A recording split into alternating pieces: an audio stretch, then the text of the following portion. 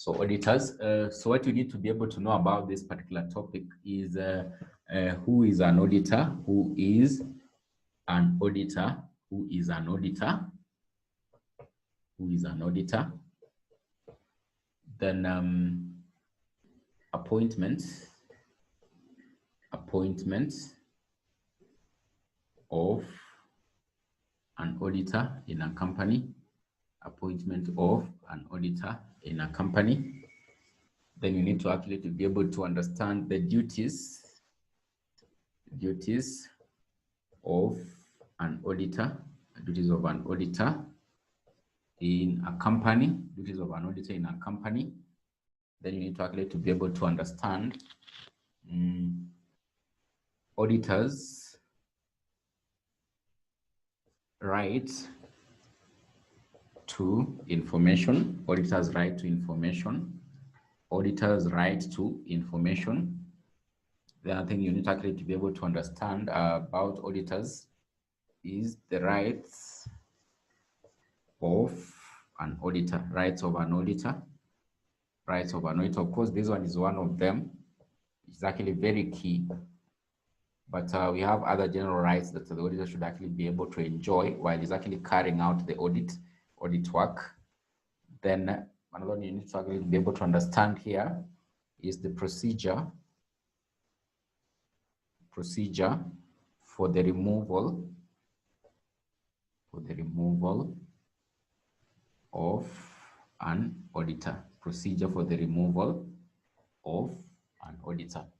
So these are the key things that you should actually be able to understand in this particular topic. Who is an auditor of the company? So appointment of an auditor, how does it actually happen in the company? So we can talk about appointment and remuneration of an auditor, appointment and remuneration. We can talk about appointment and remuneration of an auditor. The duties, why do they actually appoint an auditor in a company? What will be his duties in a company? So the auditor's right to information is actually very key. Then other rights of an auditor in a company.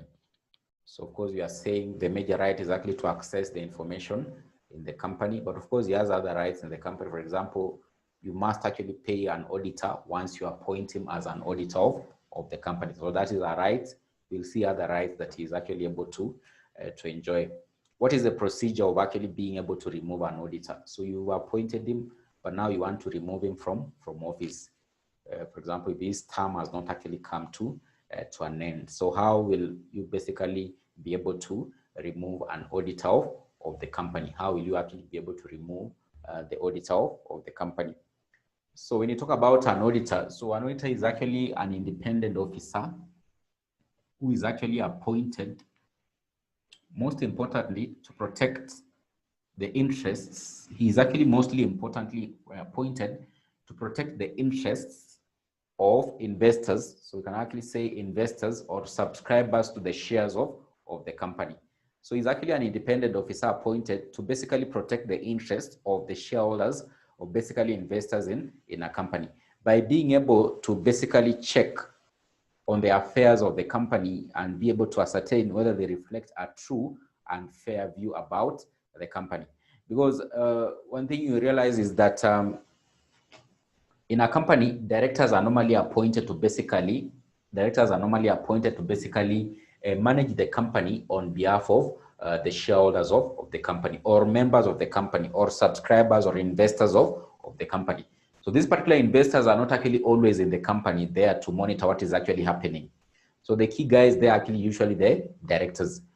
So they can't just really trust the directors. So there has to be an independent officer who basically has to ascertain whether this particular company, its affairs actually reflect what is known as a true and fair view about the company. Because maybe these particular directors you've actually appointed, so those persons who have the mandate to ensure that proper books of accounts of the company are actually kept are usually the directors of the company. So sometimes, so therefore these particular members who actually appointed them, they have to basically have an independent person. So there has to be an independent person who should actually be appointed to be able to try and actually check these particular books prepared by the directors of the company. Do they actually reflect a true and fair view about the company? So it's usually appointed basically majorly to protect the interest of the subscribers or the investors of the company, the investors in the company. So in simple terms, you can actually just basically say an auditor is actually an independent officer appointed to basically protect the interest of investors or subscribers of the company by being able to check whether the books or the affairs of the company actually reflect a true and fair view about the company. Those books that have actually been prepared in the company, they actually reflect what is actually happening on the ground, or maybe on the ground between different, or things actually may be different on the ground. So it's usually actually an independent officer appointed to basically protect. That's the first thing you should actually be able to know, to protect the interest of investors in the company by being able to check whether these books prepared maybe by the directors of the company reflect a true and fair view about the company, reflect a true and fair view about the company. So that is what we mean by an auditor in a company. That is what we mean by an auditor in a company. That is what we mean by an auditor in a company. That is what we mean by an auditor in a company. So with regard to basically auditing companies, so it basically means that a company has to ensure that it has actually appointed maybe an auditor to be able to check on its books, or whether its books actually reflect a true and fair view about the company. So under the act, an auditor, we are saying, is actually appointed to safeguard the interest of investors or subscribers in the company. So with regard to auditing the books of accounts of a company,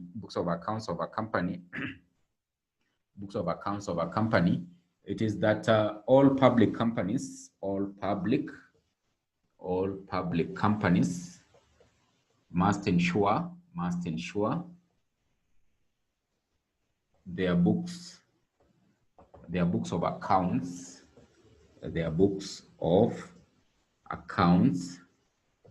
are audited. Then this one actually also applies to companies. So this applies also. So this applies also to companies. This applies also to companies dealing in banking or insurance business. So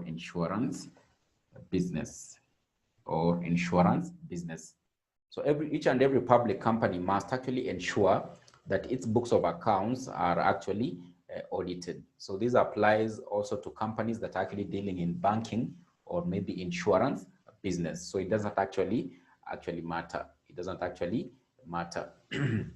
For the case of private companies, if it is a small private company, or it's a small company, or is a small private company, then in such a case, it will actually be exempted from its books being mandatory, or its books actually being audited. It's not actually a must for small companies, which are private companies, for their books of accounts to be audited. So the threshold for basically ascertaining that whether a company is actually a small company, then a small company, so when you talk about a small company, we mean a small company basically means that the turnover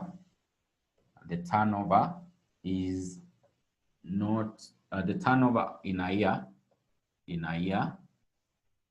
is not more than 50 million. It's not more than 50 million, or the net assets are not more than 20 million. In such a case, such a company will be categorized as actually being a small company. So it is a small private company. So if its turnover is not actually more than 50 million shillings in a year, basically turnover means maybe your sales do not actually exceed 50 million, or maybe your net assets are not actually more than 20 million, then in such a case, you will actually be categorized, as actually being a small company. So for small companies, which are actually private companies, is not a must for their books of accounts to be audited. It's not a must for their books of accounts to be audited. But of course, sometimes it just forces them to basically ensure that their books have actually been audited, because, for example, if these particular small companies want to make a return, for example, to the Kenya Revenue Authority, then of course they must actually provide audited books. So sometimes, even if you want to, nowadays, even if you want to open a bank account as a company or a limited company, a private company, you will be required to bring audited financial statements for the last maybe three years. So other requirements actually just force these particular small companies to ensure that their books of accounts have actually been audited. But according to the Companies Act, if you look at the Companies Act, private companies, which are actually small companies, is not a must under the Companies Act or under the statute for them to ensure that their books are actually being audited each and every year.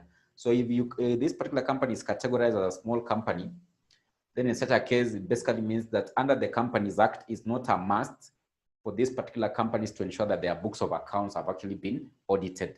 But of course, what I've just said then basically makes this one to become irrelevant, because I'm saying for small companies, even if nowadays you need a bank account, they require you to basically bring what is known as your audited financial statements for the last five years, or maybe 3 years. It's normally 3 years. For example, nowadays, if you want to make a return to the Kenya Revenue Authority, you have basically to provide your audited financial statements.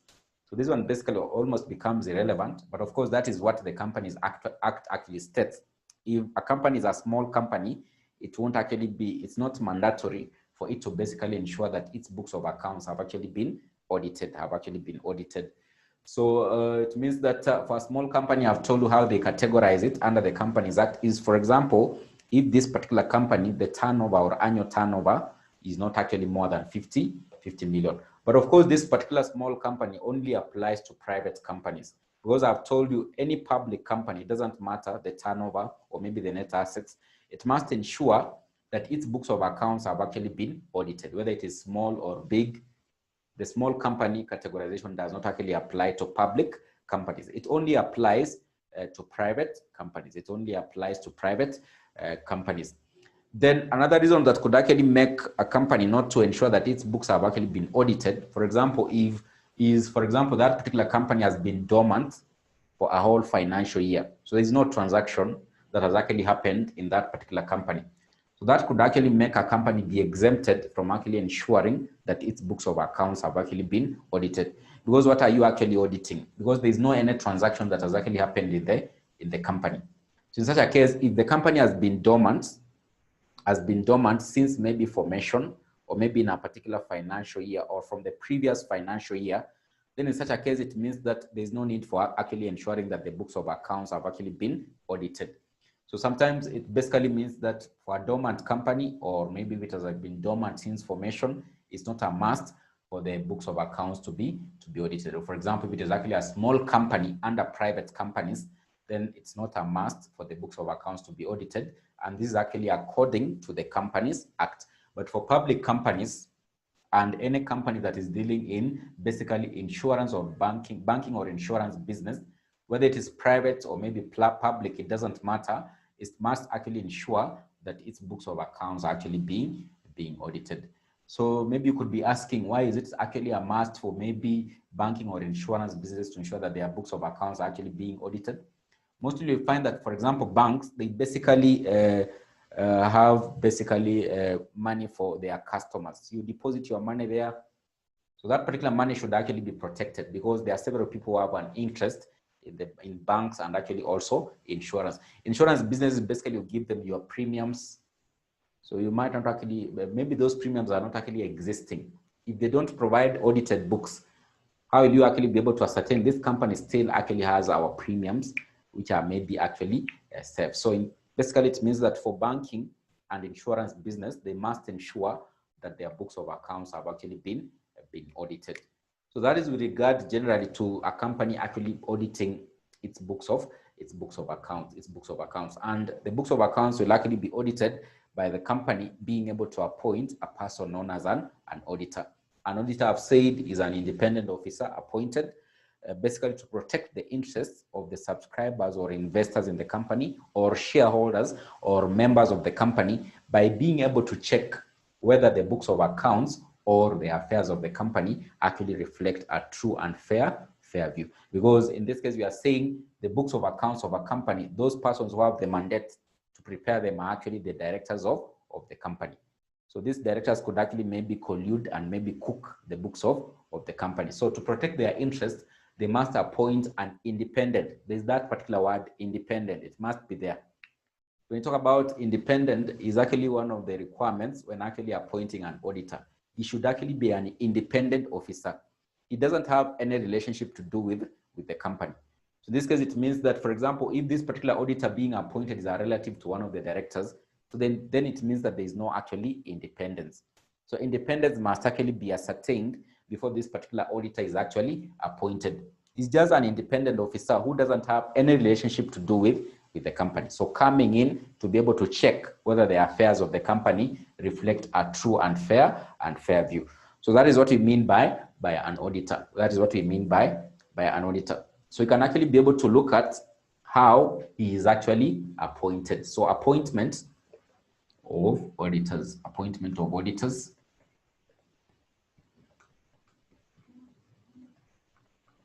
Actually, here we basically just summarize most of the things about an auditor. But if you want to know more about auditing, I think the combiners who are doing auditing, you learn more about auditors and how they carry out their work. But here we just look at a summary of his key role in the company, because he's actually a very important person in a company. But if you want to learn more about auditors, then that one is actually basically explained in details under the subject known as auditing in section 4. The process is actually undergoes in actually being able to ensure that he has actually ascertained whether he's actually independent or not.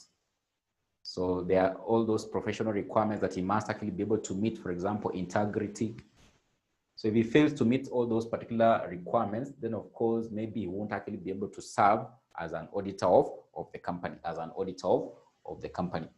So you can look at how he's actually appointed. So qualifications and appointment of an auditor. Qualifications and appointment of an auditor. So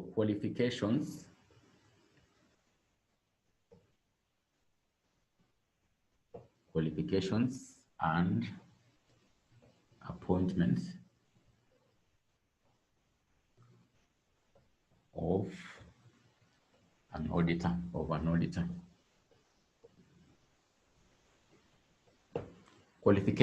and appointment of an auditor. Qualifications and appointment of an auditor.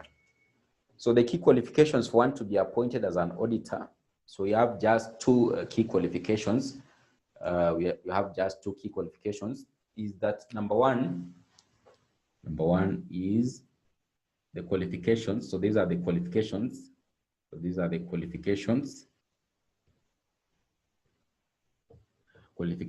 Number one is he is a member of the Institute of Certified Public Accountants of Kenya. He's a member of the Institute of Certified Public Accountants of Kenya, that is ISPAC. He's a member of the Institute of Certified Public Accountants of Kenya. Or number two, he is a member of any other relevant body under the Accountants Act,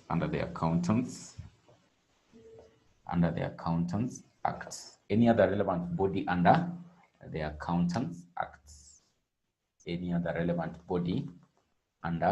the Accountants Act. So it is mandatory for any person being appointed as an auditor of a company that is actually a member of this particular body known as the Institute of Certified Public Accountants of Kenya. So how do you become a member of this particular body? You must have actually done, so the route of actually being able to be a member of this particular body, you must have actually basically done the CPA exam up to final level. Then of course you can actually be admitted as a member.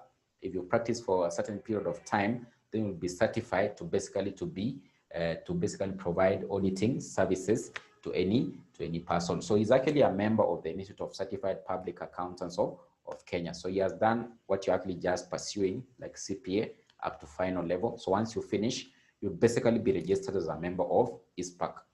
If you basically have certain experience, then you can actually set up your own firm that basically can actually be approved to provide auditing services. So if you are the managing partner and you have the relevant experience, basically that particular auditing firm of yours, you as the managing partner, will basically be approved to be able to provide auditing services. Or in this case, for example, you're just an individual, then of course for you to be appointed as an auditor in an auditor of a company, then you must be a member of the Institute of Certified Public Accountants of Kenya. So in this case, there are two ways of actually being a member. You can actually be a corporate body being a member of ISPAC, or you can actually just be an individual being a member of ISPAC. So for example, if it is your firm, for it to be recognized as an auditing firm, then it must actually be approved by ISPAC to be able to provide auditing services. So for you as one of the members there, or one of the staffs, or one of the managing directors there, then of course you've actually been approved by ISPAC to provide auditing services. So that is the route of actually being able to get this particular certification and actually membership from ISPAC. You've done CPA exam up to final level. So once you finish, you become a member, you practice for a period of time, you'll basically be approved to provide auditing services. So these are the key qualifications. So apart from you being a member of ISPAC, under the Accountants Act, they could actually basically look at any other relevant qualification that can actually basically make you to be able to provide auditing services. Maybe you've done any foreign qualification that can be recognized in Kenya, like ACCA. So in such a case, it basically means that they could look at any other relevant qualification that could actually basically maybe rank same as actually having a CPA in Kenya. Then of course, they can actually basically approve you to be able to be an auditor, or be approved to provide auditing services, So these are the key qualifications of how, or the key qualifications that are actually required of an auditor of a company, of a company. So the appointment, these are basically the appointment will actually happen. So these are basically the appointment will actually happen. So the key parties that will actually be able to appoint an auditor in the company, so you have just two key parties. For example, on formation of the company, the auditor can be appointed by the board of directors, but subsequently, I hope you remember what we said under the topic of company meetings, that at the AGM, the members will actually be able to appoint an auditor of the company. So of course, on formation of the company, when the company is being formed, there hasn't been any AGM in the company. So therefore, of course, the appointing authority in this case could actually be the board of directors, or maybe it could be the promoter of the company, appointing the first auditors of the company. But subsequently, of course, at each and every annual general meeting, the members will decide who will actually be the auditor for the next financial year. So that is what will actually happen subsequently at any other AGM of the company. But initially, on formation of the company, then of course, basically it means that the board of directors, or maybe the promoter of the company, once they have maybe the first board of directors meeting, they'll actually, of course, approve or basically appoint a person who will actually serve as the auditor of the company until the first AGM.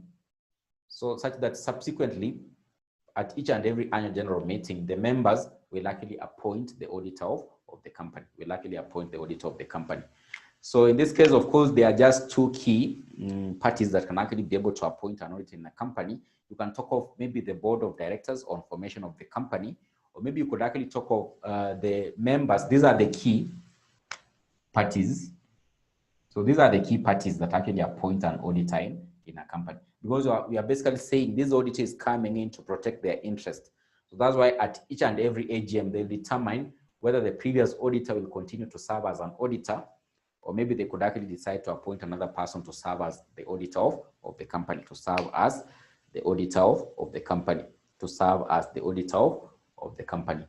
So for example, if it is maybe parastatal, so sometimes we could actually talk about maybe like a parastatal, or any company or corporate body that maybe the government has an interest in. For example, if that particular parastatal, maybe that particular corporate body has failed to appoint an auditor, then of course we could have maybe the relevant So sometimes you can actually have the relevant cabinet secretary appointing an auditor in such a case. For example, it is a parastatal under maybe the Ministry of Education, so they haven't been able to appoint an auditor, so he can actually step in, the cabinet secretary can actually step in and actually appoint an auditor for such a corporate body, But generally, those persons who are actually supposed to appoint an auditor in a company are actually the members of the company. So in formation, it could actually be maybe the board of directors. So each and every AGM, the members will decide who will be the auditor of the company, who will actually be the auditor of the company. So it'll serve for the whole financial year until the next financial year, or maybe until the next AGM. So what will normally actually happen is the previous auditor, for example, if his term has not actually come to an end, he'll automatically be reappointed. So he'll actually automatically be reappointed. So unless other circumstances have actually fallen in place, for example, if basically he is not qualified to be reappointed. So you could actually be asking, how could he not actually be qualified to be reappointed, yet he has been serving as an auditor of the company? Maybe his certificate of practice has been revoked by the Institute of Certified Public Accountants of Kenya. So maybe he hasn't actually followed the professional requirements, for example, integrity, honesty, independence. So ISPAC discovers that this particular auditor is basically carrying out his work without the required professional standards. In such a case, they could actually revoke his certificate of practice. So this means that, for example, if he was serving as an auditor of the company at the next AGM, of course, he's not qualified because his certificate of practice has been revoked. So you are saying generally, the previous auditor will automatically be reappointed at the next AGM in case this term has not come to an end, unless certain circumstances have actually fallen in place. For example, if he's not qualified to be reappointed, and I've said he can actually not be qualified to be reappointed, for example, if his certificate of practice has been revoked by the Institute of Certified Public Accountants of Kenya. Another one, it could be maybe he voluntarily resigns. He doesn't want to be the auditor of the company. In such a case, these particular members at the AGM will actually basically appoint another person. So he won't actually be reappointed.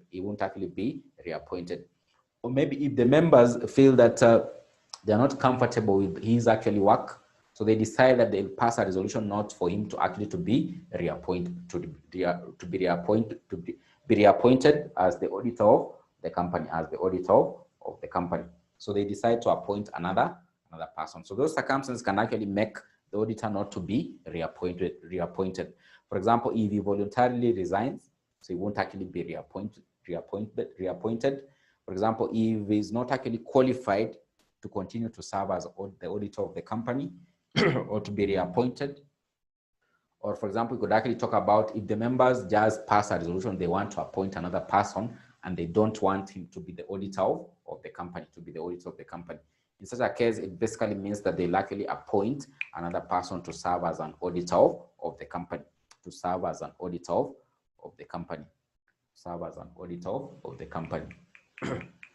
So maybe you can look at a few past paper questions here.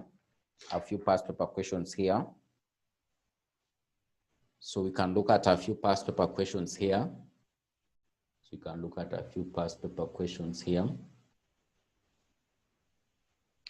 look at this one.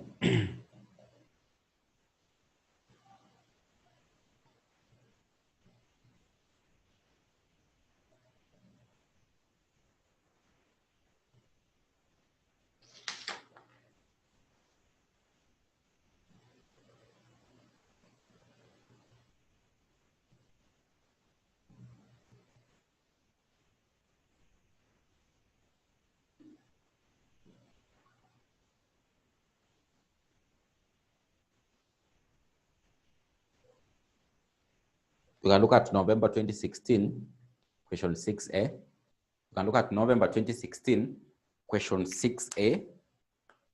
November 2016, question 6A. November 2016, question 6A. November 2016, question 6A. So I don't know if you are there. November 2016, question 6A. November 2016, question 6A.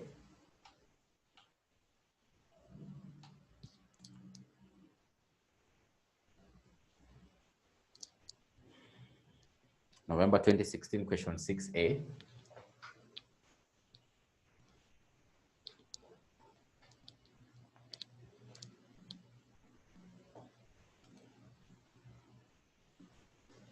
So have you gotten the question, November 2016, question 6A?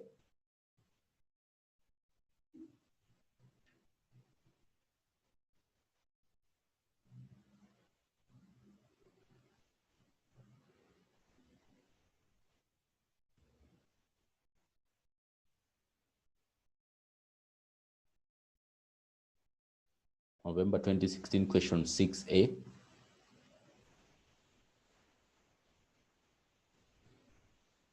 So I can see Catherine saying yes. I don't know if the others have gotten the question. November 2016, question 6A.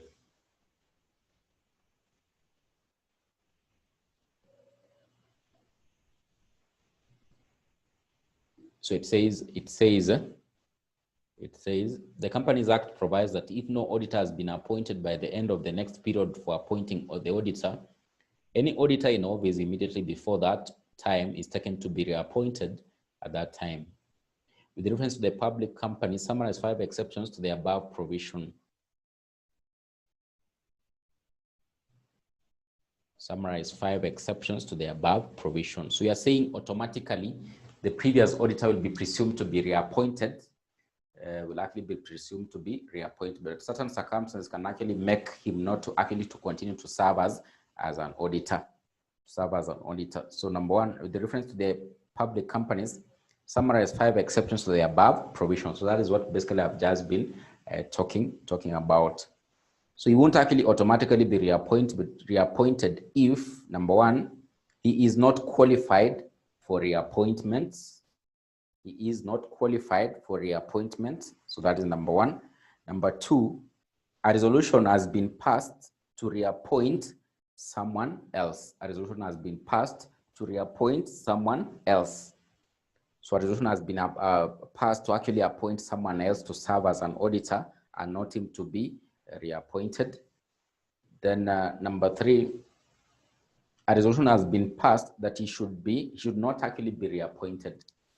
A resolution has been passed, he should not be reappointed. So number two, you are saying number one, you are saying he is not qualified for reappointments. He is not qualified for reappointments. Or number two, you can talk about a resolution has been passed to reappoint someone else.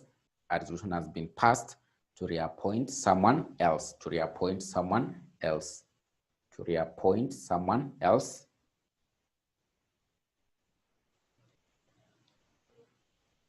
Then number three, we can talk about a resolution has been passed that he should not be reappointed. So the members have decided he should not actually be reappointed.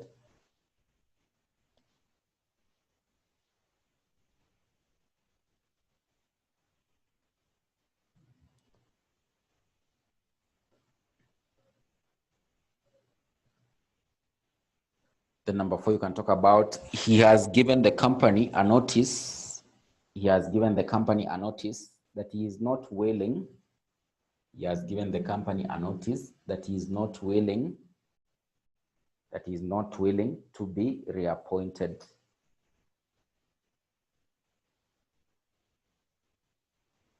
That he is not willing to be reappointed.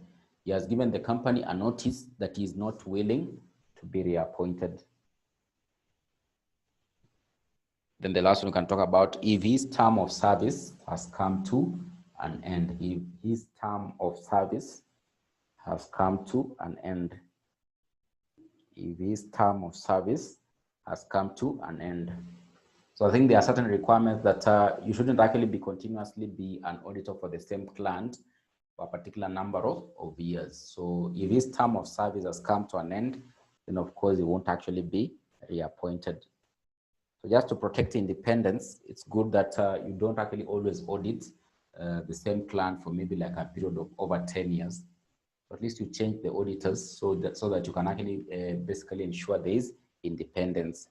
Or maybe it could be that you are the auditor of the company. Then, of course, during that particular financial year, one of your relatives or maybe one of your brother or someone has actually been appointed as a senior officer in the company, like a director. So, of course, in such a case, you lose independence. So, you can say if his term, the last one, if his term of service has come to an end, if his term of service has come to an end, So of course, automatically the previous auditor will actually be reappointed, but certain circumstances can actually make him not to be reappointed,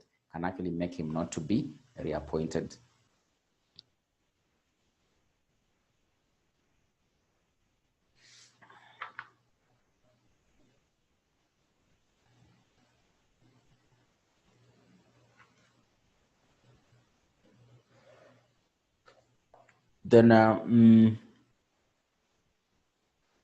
of course, we've said the first auditors of the company will likely be appointed by the board of directors. So these particular auditors will likely serve until the next AGM. So subsequently, at each and every AGM, the members will likely be able to serve as the auditor, to basically appoint the auditor of the company.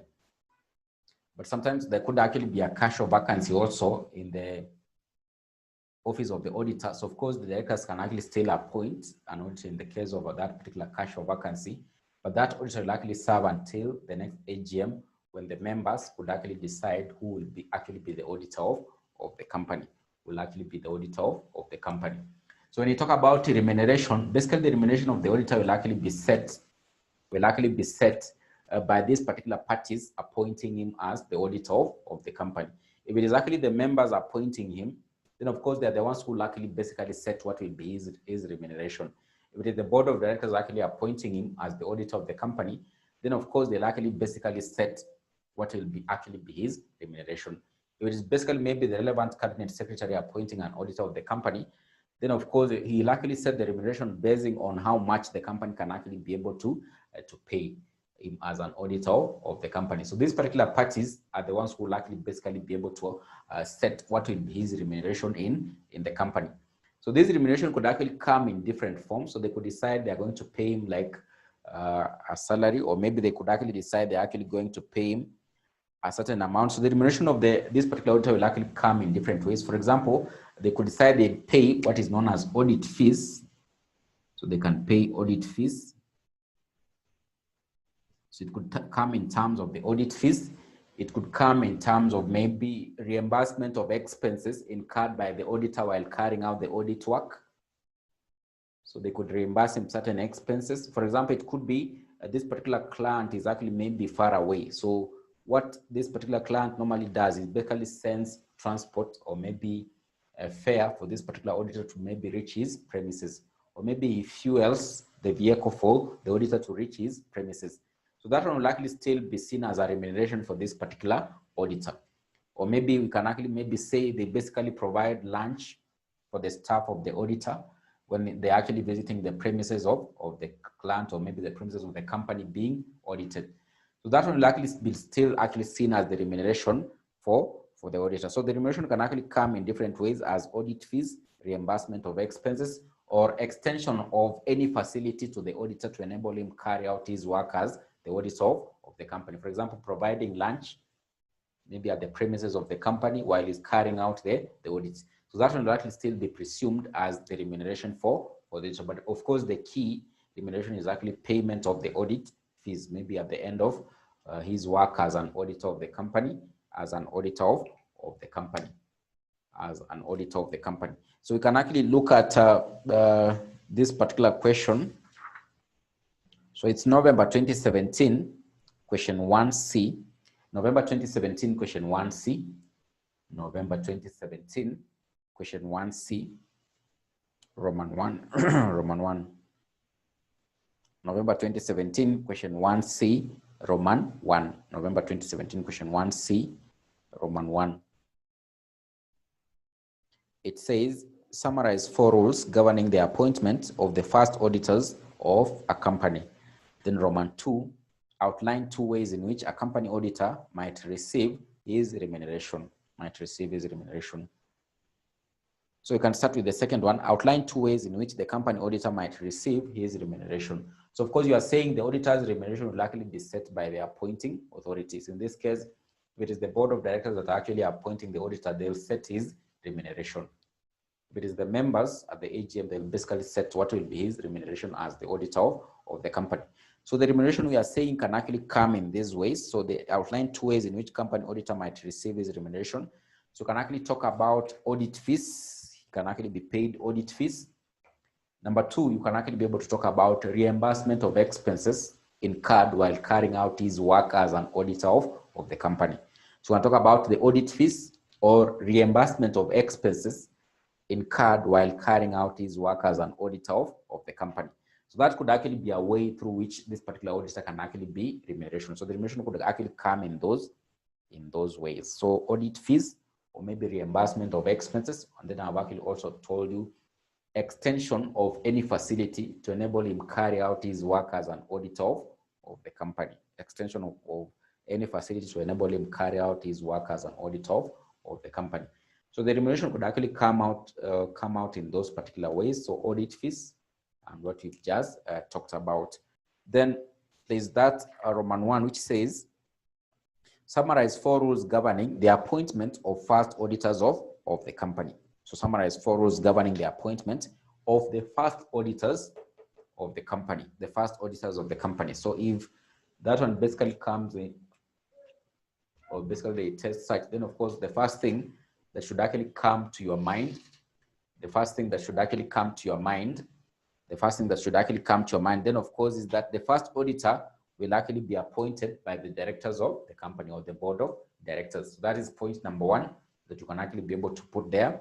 The first auditor will be appointed by the directors of the company or the board of directors. Then number 2,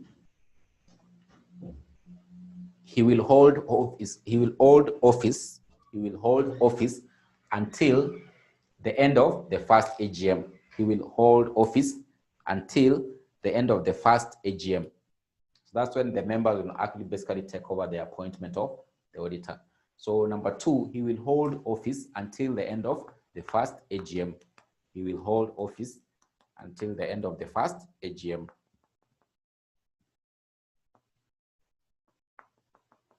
Then number 3, what you can actually be able to talk about, if there's a casual vacancy in the office of the first auditor,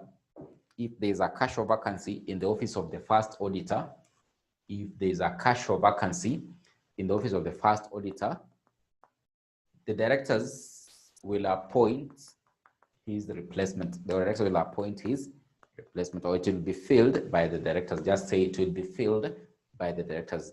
If there's a casual vacancy in the office of the first auditor, it will be filled by the directors. So remember, there's a casual vacancy that was actually arisen before the first AGM. So the directors are the ones who likely still appoint the auditor to serve until the end of the first AGM. If there is any casual vacancy in the office of the first auditor, it will be filled by the directors. So it will be filled by the directors of the company.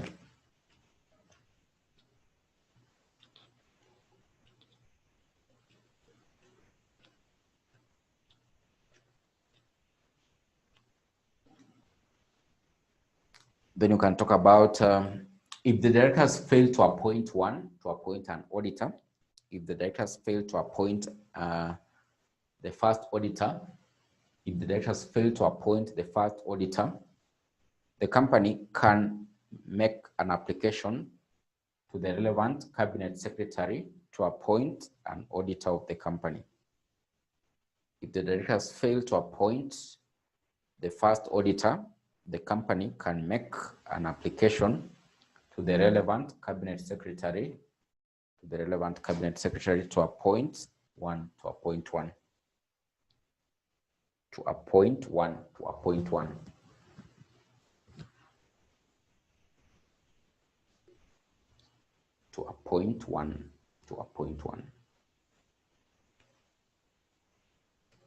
So if they ask for any details to do with the first auditor, that's what you can actually be able to talk about, the first auditor of the company, that this particular first auditor will be appointed by the directors.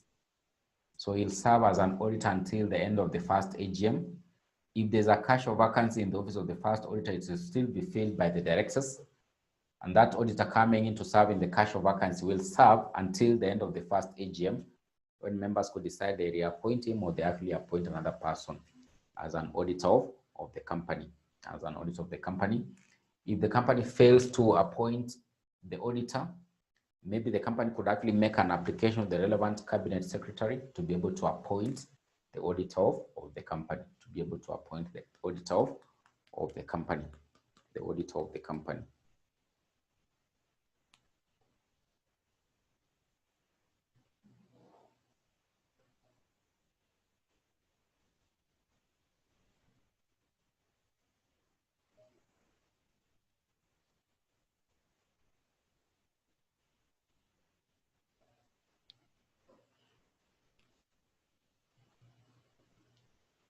So we can look at what are the duties of the auditor, what are the duties of the auditor, and maybe look at some of his rights as an auditor of the company, some of his rights as an auditor of the company. So the duties of an auditor, what are the duties of an auditor in a company?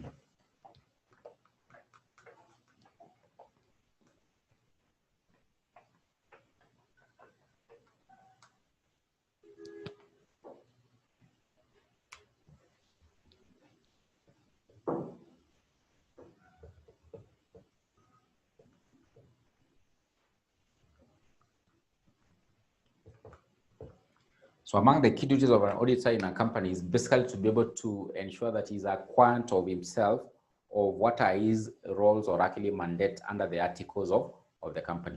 For example, the articles of the company could actually basically clearly state the auditor in this particular company will be performing these particular functions. So the first thing, when he's actually appointed as the auditor of the company, he must actually be able to be a quant of himself by being able to check the articles. What are my roles as the auditor of the company? So the key thing is, or the key thing that he should actually be able to do among his duties is to be a quant of himself. What are his roles under the act or the Companies Act, and also under the articles of association of the company? Because basically there are different types of companies and they have their own rules of internal management. So the key thing, or the key thing he should actually be able to do when he's appointed as an auditor, is to be a quant of himself, or what are his roles under the articles of the company. Then of course, he'll basically have to ensure that is number 2, which is actually very important, to make a report at the end of the financial year that is supposed to be presented at the AGM or the annual general meeting. Because of course you are saying he basically protects the interests of the key stakeholders, or actually the shareholders or the members of the company. So another duty that he must actually be able to fulfill as an auditor is basically he must actually make a report to the members on their basically lay accounts before the members at the annual general meeting. So he'll basically lay the accounts of the company at the annual general meeting, such that they can actually be approved and maybe be published by the company. So he must report to the members on the accounts laid before the company in the general meeting during their tenure of office.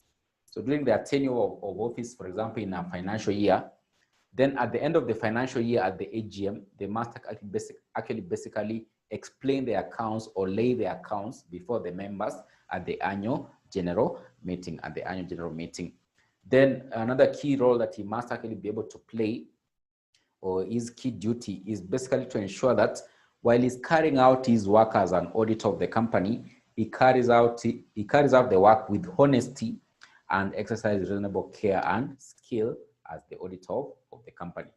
So you must ensure he's exercising what is known as reasonable care and skill. When you talk about reasonable care and skill, then basically, of course, it summarizes many duties of an auditor. He's carrying out his work with professionalism, integrity, all those that are actually required of an auditor as a professional auditor, or carrying out his profession as an auditor. Then he must actually be able to ensure that he's actually basically following all those particular rules as actually outlined by the Accountants Act, So because of course, when you're actually practicing as an auditor, then of course you must actually ensure that when you are carrying out your work, you meet certain professional standards. So when you talk about carry out the work, or basically ensure that he's carrying out his work with reasonable care and skill, then of course it summarizes many of the attributes, for example, the attributes that he must actually be able to ensure he has as an auditor of the company. So we talked about, for example, honesty, integrity, professionalism, independence. So those ones, all of those should actually be basically be met by the auditor while he's carrying out his work as an auditor of the company. So of course you are saying the key duties or the key roles while he's carrying out his audit work is basically to ensure, number one, he's acquainted of himself or his work or his roles under the articles of the company. Then number two, which is actually very key, is basically to lay before the members of the company at the AGM the accounts of the company and explain to them basically what was actually happening in the company in terms of basically the accounts that have actually been prepared by the company. Then of course you are saying number three, which is actually very key, is to carry out his work with honesty and ensure that he's actually doing it with reasonable care and skill expected of a person or maybe his profession, or maybe expected of a person of his capacity while he's actually maybe carrying out work as an auditor of any company, as an auditor of any company. So basically what the auditor will actually be able to do when you talk about, for example, laying before the members of the company the accounts, when he's carrying out his work, then of course he'll actually basically ensure that adequate or basically proper books of accounts have actually been kept by the company. So there's the key thing here that he must ensure that proper books of accounts have been kept by the company,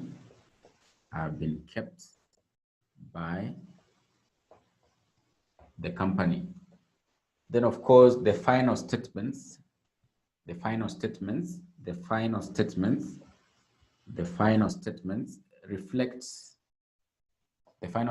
reflect a true and fair view about the company, a true and fair view about the company, reflect a true and fair view about the company, because these particular final statements will actually basically be prepared from the books of accounts. When you talk about the books of accounts, then in this case, for example, it could be meaning the original books of entry, for example, the cash books, all those have actually been prepared properly.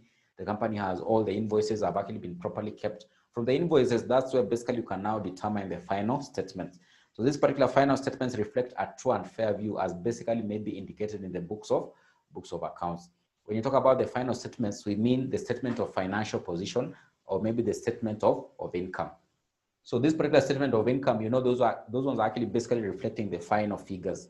For example, before you arrive at the sales in the maybe the income statement, then of course there are several transactions that are actually contributing to the sales. These ones are basically actually contained in the books of accounts of the company. So you must actually ascertain this company is actually basically keeping proper books of accounts. All the invoices have actually been filed, all the receipts are actually existing. You can actually be able to basically trace back the figure for maybe the sales in the income statement.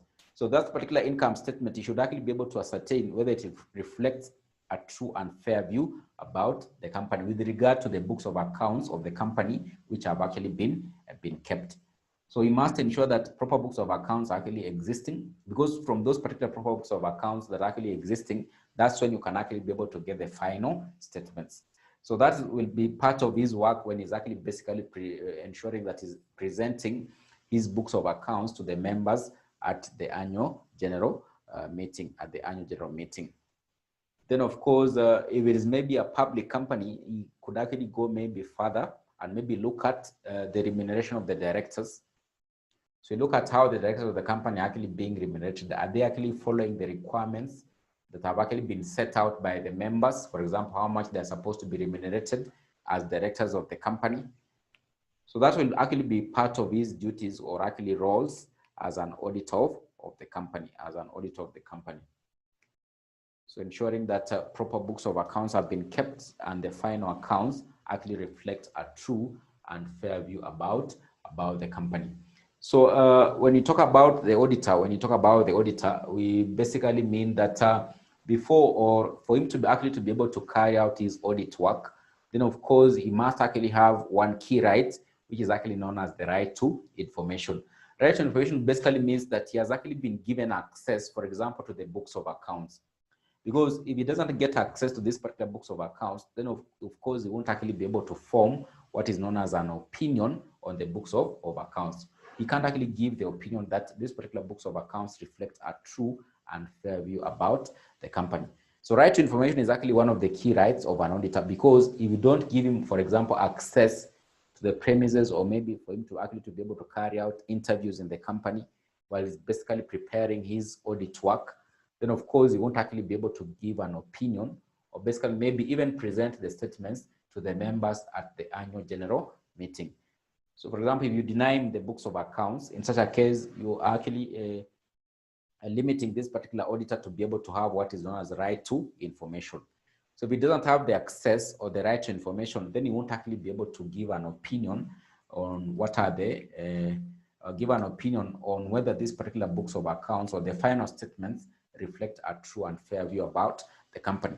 When you say right to information, basically it means that, for example, it could be right to access the books of accounts, right to access even the branches of the company. For example, if the company has branches in different places, then of course you have to allow the auditor maybe to visit such branches such that he can actually be able to get enough information to be able to enable him be able to form an opinion on the affairs of the company.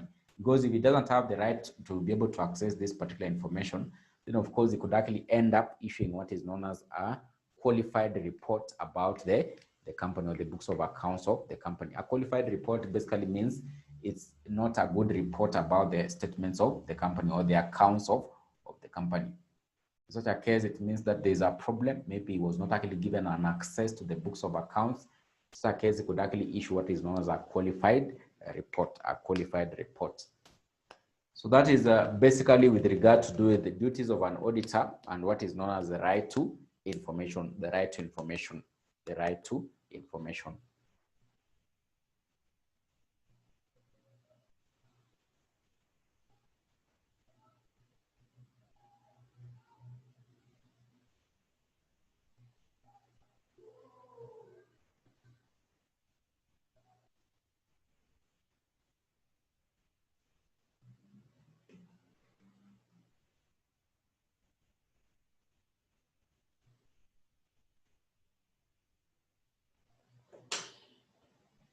So I think there's a small bit that is actually remaining about auditors. Then I think we'll start accounts and investigations. I think on in our next class, we'll be able to start another bit of accounts and investigations. But I think we can end there today. So unless you have a question or a burning question, you can actually be able to, you can actually ask if you have a burning question. If you have a burning question, you can actually be able to ask. But I think we can end the class there. I'll send the notes on auditors right away. So I have them already on soft somewhere. So I would just want to send them. Then we'll wind up with the auditors. Next time, because there's another class I'm supposed to start here. Another class I'm supposed to start at around 8:30. I can see Makanaka Chumbi says, I didn't get the director's notes. So we'll find a way on how you get them. We'll find a way on how you'll actually be able to get them. So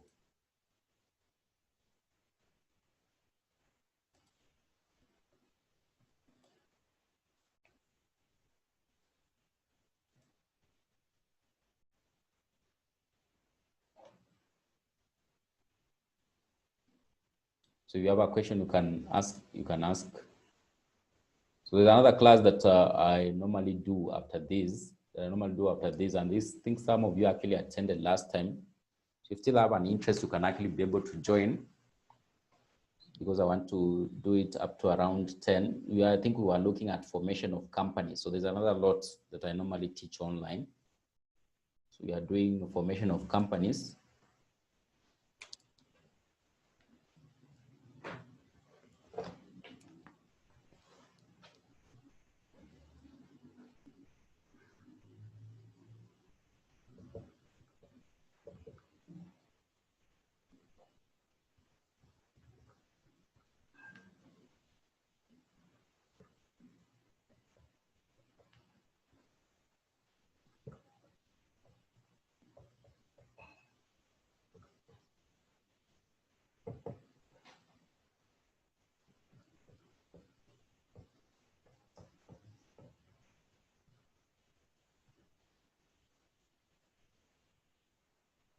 So formation of company is not really relevant for you, but if you think you can join and learn something, you can still join.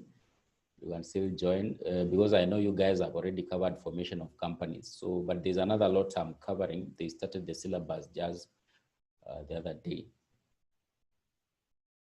So there's someone asking, are we still having exams in September? I don't think there'll be exams in September, but of course, your key interest should actually be just to finish the syllabus.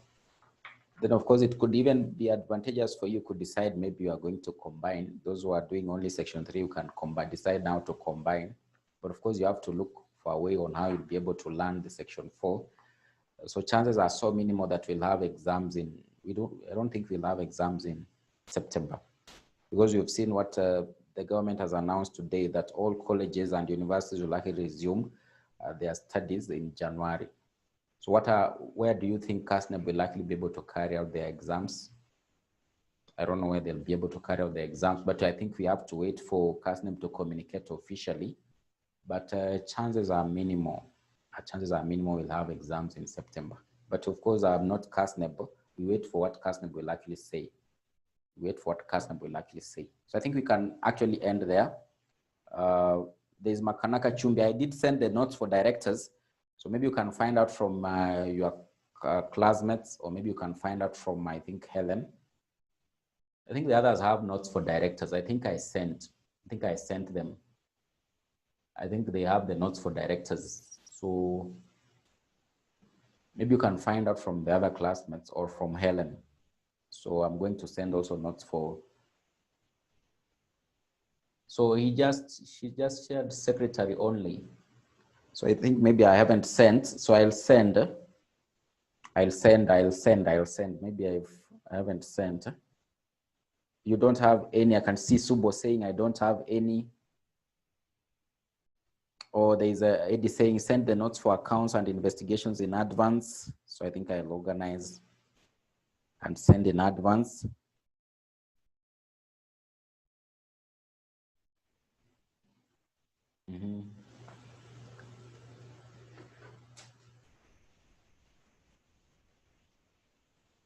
So I think we can end there.